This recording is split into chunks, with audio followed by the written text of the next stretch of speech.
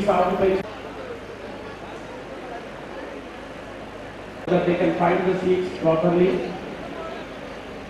Time వచ్చేవారిని దయచేసి Andhra university విద్యార్థులు వాళ్ళు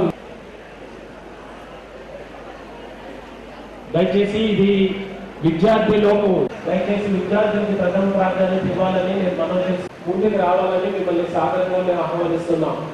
వచ్చిన వారు దయచేసి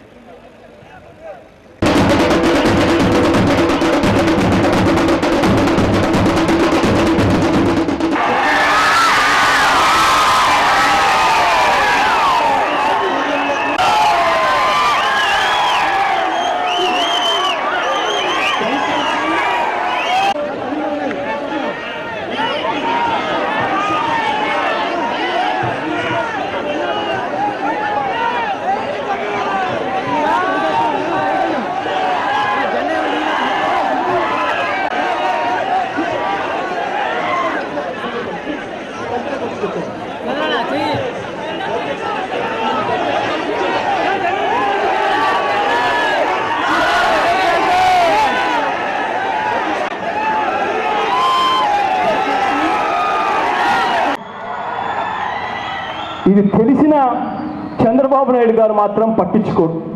చంద్రబాబు నాయుడు గారు ఉద్యోగాలు ఇవ్వరు. ఉద్యోగాలు ఇచ్చే అవకాశం ఉన్న ప్రత్యేక హోదా కోసం చంద్రబాబు నాయుడు గారు పోరాటం చేయరు. ఇదే చంద్రబాబు నాయుడు గారిని గట్టిగా నాకైతే ఎందుకు చేయడో కూడా అర్థం కాదు. ఒక్కొక్కసారి అసలు ఈయన మనిషేనా అనిపిస్తుంది. చంద్రబాబు నాయుడు గారు ఎందుకు పోరాటం చేయడం లేదు అని అంటే కారణం కూడా మీ అందరికీ బహుశా తెలిసే ఉంటుంది. ఈ మధ్యకాలంలోనే బహుశా చంద్రబాబు నాయుడు గారిని మనం గట్టిగా చూసాం. ఈ 16 నెలల కాలంలోనే చంద్రబాబు నాయుడు గారిని ఈ మధ్యకాలంలో చూసినప్పుడు ఈ మధ్యకాలంలోనే టీవీలలో బాగా కనిపించింది. చంద్రబాబు నాయుడు గారు ఈ రాష్ట్రానికి ముఖ్యమంత్రిగా ఉంటూ లంచాలు తీసుకున్న డబ్బు పట్టిసీమ దగ్గర నుంచి GO22 దాకా లంచాలే, ఇసుక దగ్గర నుంచి మట్టి దాకా అన్ని లంచాలే, చివరకు మద్యం లైసెన్సులు ఇచ్చే చోట కూడా లంచాలే, చివరకు ఆంధ్ర రాష్ట్రంలో బొగ్గు కొనుగోలు చేయాలి అంటే కరెంటు కోసం బొగ్గు కొనుగోలు చేయాలంటే దాంట్లో కూడా లంచాలే. అన్ని లంచాలు కమిషన్ల రూపంలో చంద్రబాబు నాయుడు గారికి ముట్టుతా ఉన్నాయి. ఈ ఆంధ్ర రాష్ట్రంలో లంచాలు తీసుకున్న ఈ డబ్బుతో చంద్రబాబు నాయుడు గారు పక్కన ఉన్న తెలంగాణ రాష్ట్రంలో ఈ డబ్బులను విచ్చలవిడిగా పంచుతూ అక్కడ ఎమ్మెల్సీని గెలవాలి అన్న తపనతో 18 మంది ఎమ్మెల్యేలకు ఒక్కొక్కరికి 5 కోట్ల నుంచి 20 కోట్ల రూపాయలు ఎర చూపించారు. ఎర చూపించి ఇక్కడ లంచాలు తీసుకున్న ఈ బ్లాక్ మనీతో ఈ డబ్బుతో పక్కన తెలంగాణ రాష్ట్రంలో లంచాలు ఇస్తూ ఒక ఎమ్మెల్యేకు పట్టుబడి వీడియో టేపులతోనూ ఆడియో టేపులతోనూ దొరికిపోయిన పరిస్థితి మనం అంతా కూడా చూసాం.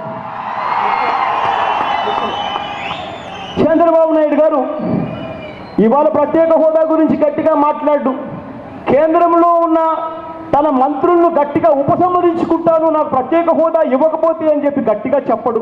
ప్రత్యేక ప్యాకేజ్ ఏమిటో తెలుసా? రాష్ట్రాన్ని విభజించేటప్పుడు మన రాష్ట్రానికి పోలవరం కడతామని అప్పుడు యాక్ట్లో చెప్పారు. రాష్ట్రాన్ని విభజించేటప్పుడు పోలవరం కడతామని, అక్కడ ఆ కారిడార్ ఇస్తామని, ఇక్కడ ఈ రోడ్డు వేస్తామని, ఇక్కడ ఈ బిల్డింగులు కడతామని, అక్కడ ఆ బిల్డింగులు కడతామని, అక్కడ ఆ యూనివర్సిటీ తెస్తామని, అక్కడ ఆ కాలేజీలు కడతామని, ఇలా రకరకాల హామీలు ఇచ్చారు.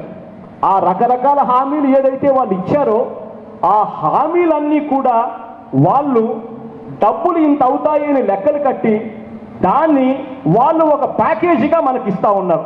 చంద్రబాబు నాయుడు గారు వచ్చినప్పుడు అడగండి, అయ్యా చంద్రబాబు నాయుడు గారు ఇవన్నీ వాళ్ళు మనకు ఆ రోజు విభజించేటప్పుడు మనకి ఇస్తామన్న మన హక్కే కదా, మరి అటువంటిది నువ్వు కొత్తగా తెచ్చేది ఏముంది చంద్రబాబు నాయుడు గారు అని గట్టిగా అడగండి.